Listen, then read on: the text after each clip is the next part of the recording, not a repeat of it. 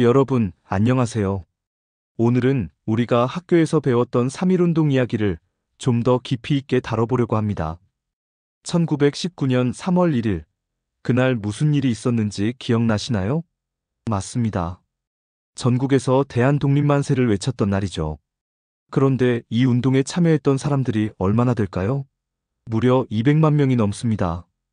그리고 그중 7,500명 이상이 목숨을 잃었어요. 우리는 보통 유관순 열사만 기억합니다. 물론 유관순 열사는 정말 위대한 분이시죠. 하지만 그분 말고도 수많은 사람들이 목숨을 걸고 나라를 위해 싸웠습니다. 오늘은 그 숨겨진 이야기들을 함께 들어볼까 합니다. 자, 그럼 1919년 그 시절로 함께 가보시죠. 먼저 당시 상황을 이해해야 합니다.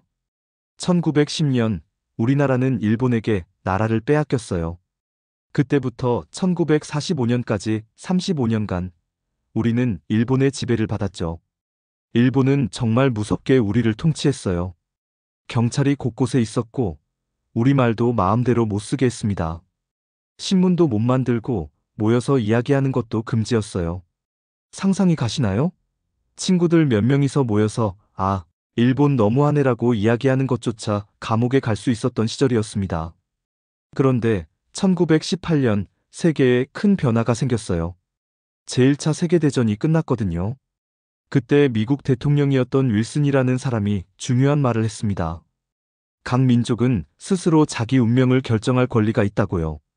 이걸 민족자결주의라고 하는데 쉽게 말하면 큰 나라가 작은 나라를 함부로 지배하면 안 된다는 뜻이에요. 우리나라 독립운동가들은 이 소식을 듣고 희망을 가졌습니다. 이제 세계가 우리 편이 될 수도 있겠다 고 생각한 거죠. 그리고 1919년 1월 더 큰 사건이 터졌어요. 고종 황제께서 갑자기 돌아가신 겁니다. 많은 사람들이 일본이 독살한 게 아닐까? 라고 의심했어요. 사람들의 분노가 폭발 직전까지 올라갔습니다.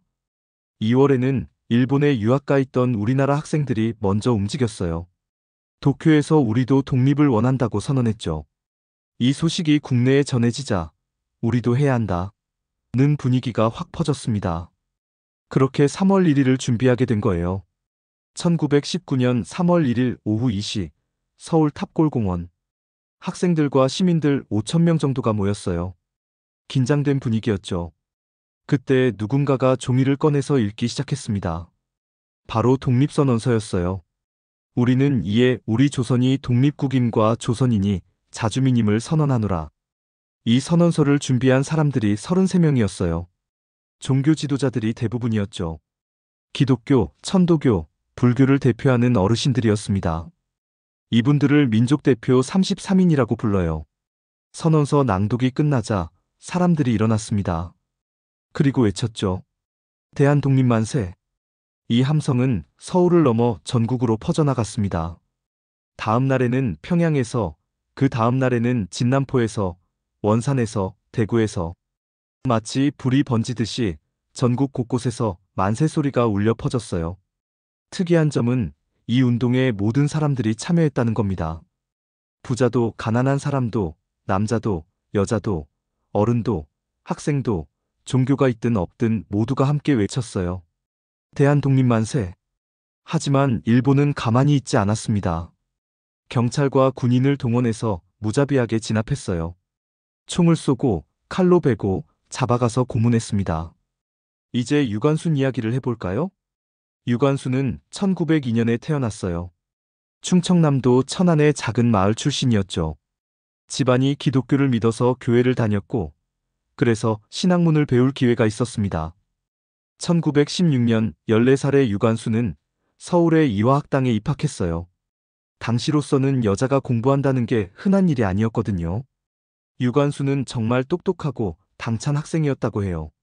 1919년 3월 1일 17살이었던 유관순도 서울에서 만세운동에 참여했습니다. 이화학당 학생들이 대한문 앞에서 태극기를 흔들며 만세를 불렀거든요. 유관순도 그 속에서 목청껏 외쳤어요. 하지만 일본은 학교를 강제로 문을 닫게 했어요. 학생들은 모두 집으로 돌아가라는 명령을 받았죠. 유관순은 기차를 타고 고향 천안으로 돌아가면서 생각했습니다. 서울에서만 만세를 부르면 뭐해? 전국 곳곳에서, 우리 시골에서도 만세를 불러야지. 천안에 도착한 유관수는 바로 움직였어요. 아버지, 어머니를 설득하고 마을 어른들을 찾아다니며 이야기했습니다. 우리도 만세운동을 해야 합니다. 서울만 하고 우리는 가만히 있을 건가요? 처음에는 다들 무서워했어요. 당연한 거죠. 잘못하면 목숨을 잃을 수도 있으니까요. 하지만 유관순의 열정에 사람들이 하나둘 설득되기 시작했습니다. 날짜를 정했어요. 4월 1일, 아운의 장날이었습니다. 장날을 선택한 이유는 많은 사람들이 자연스럽게 모일 수 있기 때문이었죠. 그날을 위해 태극기를 만들었어요. 몰래 밤에 모여서 한 장 한 장 그렸습니다. 독립선언서도 직접 베껴 썼어요. 드디어 4월 1일이 왔습니다. 아침부터 사람들이 아운의 장터로 모이기 시작했어요. 장을 보러 온 것처럼 자연스럽게요.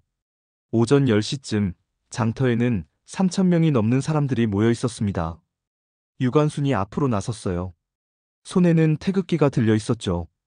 대한독립만세.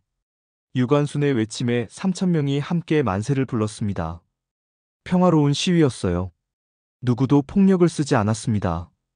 그냥 태극기를 흔들며 만세를 외쳤을 뿐이에요. 하지만 일본 헌병들이 출동했습니다. 그리고 총을 쏘기 시작했어요. 그 자리에서 19명이 죽었습니다. 유관순의 아버지와 어머니도 일본군의 총에 맞아 돌아가셨어요.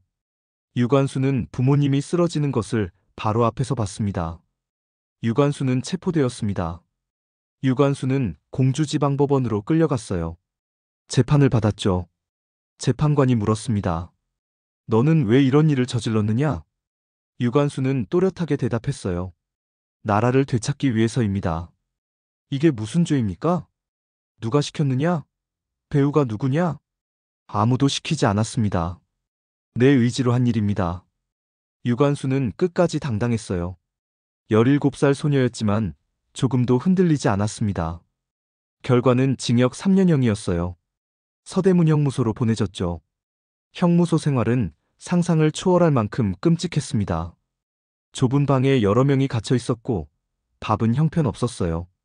하지만 유관순을 더 괴롭힌 건 고문이었습니다. 일본 간수들은 유관순에게 독립운동을 포기하라고 강요했어요. 하지만 유관순은 거부했습니다. 오히려 감옥 안에서도 만세를 불렀어요. 3월 1일이 되면 감옥 안에서 만세운동을 추도했습니다. 다른 수감자들과 함께 큰 소리로 만세를 외쳤죠. 그때마다 끌려가서 매를 맞았어요. 손톱이 뽑히고 온몸에 상처가 생겼습니다. 제대로 먹지도 못해서 몸무게가 반 이상 빠졌어요. 그래도 유관순은 굴하지 않았습니다. 1920년 9월 28일, 유관순은 감옥에서 숨을 거두었습니다. 나이 18살이었어요. 사망 당시 몸 상태가 얼마나 끔찍했는지 함께 수감되어 있던 사람들도 차마 볼 수가 없었다고 합니다. 유관순의 시신은 가족들에게 인도되었고 고향 천안에 묻혔습니다. 자, 여기서 잠깐.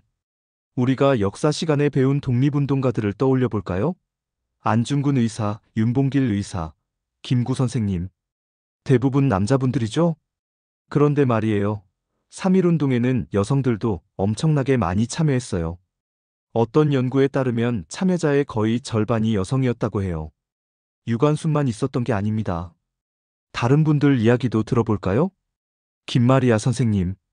김마리아는 1892년에 태어났어요. 유관순보다 10살 위였죠. 이화학당을 졸업하고 일본 도쿄에서 유학을 하고 있었습니다. 1919년 2월 도쿄에서 우리나라 유학생들이 독립선언을 했다는 이야기. 기억나시죠? 김마리아가 거기 있었어요. 그리고 이 독립선언서를 직접 한국으로 가져왔습니다. 치마 속에 숨겨서요. 김마리아는 서울에서 만세운동을 준비하고 참여했어요. 그리고 더 나아가 대한민국의 국부인회라는 조직을 만들었습니다. 전국을 돌아다니며 독립운동 자금을 모으고 사람들을 조직했죠. 결국 일본 경찰에 체포되었어요. 심한 고문을 당했고 건강이 완전히 망가졌습니다. 가석방되어 나온 후에도 중국으로 건너가 계속 독립운동을 했어요. 권혜라 선생님. 평양에 있는 숭이여학교 학생이었던 권혜라는 평양에서 만세운동을 이끌었어요. 학교 친구들을 설득해서 함께 거리로 나갔죠. 평양 만세운동이 끝난 후 권혜라는 몰래 송죽회라는 비밀 조직을 만들었어요. 소나무와 대나무처럼 굽히지 않겠다는 뜻이었죠. 이 조직을 통해 독립운동을 계속했습니다. 체포되어 2년간 감옥 생활을 했고 출소 후에도 독립운동을 멈추지 않았어요. 어윤희 선생님. 어윤희는 함경남도 덕원에서 활동했어요. 당시 나이가 40살 정도였는데 그 나이에도 직접 장터로 나가서 만세를 외쳤습니다. 수천 명의 사람들을 이끌고 시위를 했고 체포되어 2년형을 받았어요. 감옥에서 일본 사람들이 잘못했다고 하면 풀어주겠다고 회유했지만 어윤희는 단호하게 거절했습니다. 내 나라를 되찾으려는 게 무슨 죄입니까? 이분들 말고도 이름도 남기지 못한 수많은 여성들이 있었어요. 어머니들, 할머니들, 누나들, 동생들 모두가 용감했습니다. 3.1운동을 이야기할 때 빼놓을 수 없는 게 학생들이에요. 왜 학생들이었을까요? 학생들은 새로운 교육을 받았고 세상 돌아가는 이야기를 알았어요. 그리고 무엇보다 젊고 용감했죠. 한의건, 의학을 공부하던 학생이었어요. 세브란스 의학전문학교, 지금의 연세대 의대 전신이죠. 한의건은 각 학교를 돌아다니며 학생들을 모았어요. 우리가 나서지 않으면 누가 나서겠습니까? 라고 설득했죠. 3월 5일 남대문역 앞에서 대규모 학생 시위가 있었는데 한의건이 주도한 거예요. 체포되어 2년을 복역했고 출소 후에는 의사가 되어서 가난한 사람들을 무료로 치료했습니다. 강기덕. 이화학당 학생이었던 강기덕도 3월 5일 시위를 주도했어요. 일본 경찰에 잡혀서 무서운 고문을 당했지만 끝까지 친구들 이름을 대지 않았습니다. 혼자서 한 일입니다. 다른 사람은 관계없습니다. 강기덕의 이런 용기 덕분에 많은 학생들이 무사할 수 있었어요. 김원벽. 보성전문학교, 지금의 고려대 전신에 다니던 학생이었어요. 김원벽의 임무는 특별했습니다. 독립선언서를 인쇄하는 일이었죠. 밤에 몰래 인쇄소에 가서 수만 장의 독립선언서를 찍어냈어요. 들키면 바로 감옥 가는 위험한 일이었지만 김원벽은 해냈습니다. 그 독립선언서들이 전국으로 퍼져나갔고 사람들이 그걸 보고 만세운동에 참여하게 된 거예요. 3.1운동이 전국으로 퍼지자 일본은 더 잔인하게 진압했어요. 특히 지방에서 벌어진 일들은 정말 끔찍했습니다. 제암리 학살 사건.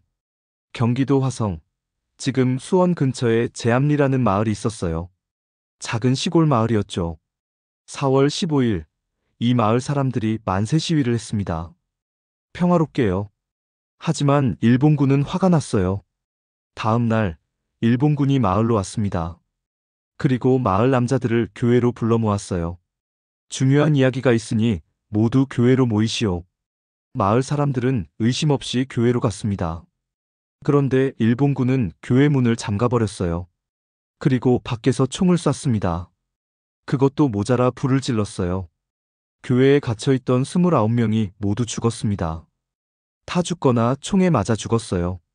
이 소식을 처음에는 아무도 몰랐어요. 일본이 철저히 숨겼거든요. 하지만 그 지역에 있던 외국인 선교사들이 알게 됐고 사진을 찍어서 전 세계에 알렸습니다. 세계가 충격을 받았어요. 일본이 이렇게까지 잔인한 나라였나? 수원 만세운동. 수원에서는 3월 1일부터 엄청난 규모의 시위가 있었어요. 화성 팔달문 앞에 수천 명이 모였죠. 일본 경찰은 처음부터 총을 쐈습니다. 경고도 없이요. 그날 현장에서만 15명이 죽었고 수십 명이 다쳤어요. 선천의 피바다. 평안북도 선천이라는 곳에서는 더 많은 사람들이 희생되었어요. 학교 학생들이 주도한 시위였는데 일본군이 무차별 발포를 했습니다. 100명이 넘는 사람들이 그 자리에서 목숨을 잃었어요. 선천은 피해 도시라고 불렸습니다. 자, 여기서 질문 하나 드릴게요. 3.1운동으로 우리가 바로 독립했나요? 안타깝게도 아니에요. 일본은 여전히 한반도를 지배했고 우리는 1945년까지 26년을 더 기다려야 했습니다. 그럼 삼익리을 운동은 실패한 걸까요? 절대 아닙니다. 3.1운동은 여러 가지를 바꿔놨어요. 첫째, 대한민국 임시정부가 만들어졌어요. 3.1운동 한 달 후인 4월 11일, 중국 상하이에서 대한민국 임시정부가 수립됐습니다. 우리의 정부가 생긴 거예요. 비록 외국 땅이었지만 우리 정부가 있다는 게 얼마나 큰 의미였을까요? 지금 우리 대한민국은 바로 이 임시정부에서 시작된 거예요. 둘째, 일본이 방식을 바꿨어요. 3.1운동의 잔인한 진압이 전 세계에 알려지면서 일본은 곤란해졌습니다. 우리는 야만인이 아니다라고 변명해야 했죠. 그래서 겉으로는 좀 더 부드럽게 통치하는 척했어요. 이걸 문화통치라고 불러요. 물론 속으로는 여전히 무서웠지만요. 셋째, 우리 민족이 하나가 됐어요. 3.1운동 전에는 나는 서울 사람, 나는 경상도 사람 이렇게 생각했어요. 하지만 3.1운동을 겪으며 우리는 모두 한국 사람이다라는 생각을 하게 됐죠. 넷째, 다른 나라에도 영향을 줬어요. 중국에서는 5.4운동이, 인도에서는 비폭력 저항운동이 일어났는데 우리 3.1운동에서 영감을 받았다고 해요. 오늘 우리는 긴 여행을 했습니다. 1919년 그 시절로 가서 유관순과 김마리아, 권혜라, 어윤희, 그리고 이름도 남기지 못한 수많은 분들의 이야기를 들었어요. 그분들이 왜 그렇게 목숨을 걸었을까요? 자기 자식들이, 손주들이, 그 후손들이 자유로운 나라에서 살기를 바랐기 때문이에요. 바로 우리를 위해서였습니다. 우리가 지금 자유롭게 말하고, 꿈을 꾸고, 미래를 계획할 수 있는 건 그분들 덕분이에요. 3월 1일이 오면 태극기를 달고 기념식에 참여하는 것도 좋아요. 하지만 더 중요한 건 이야기를 기억하는 거예요. 그분들이 왜 그렇게 했는지, 무엇을 원했는지를. 그리고 우리도 각자의 자리에서 정의롭고 떳떳하게 살아가는 거예요. 그게 진짜 그분들을 기억하는 방법이 아닐까요? 긴 영상 끝까지 봐주셔서 정말 감사합니다. 좋아요와 구독 부탁드리고요. 여러분의 댓글로 생각을 나눠주시면 더 좋겠습니다. 다음 영상에서 또 만나요. 감사합니다.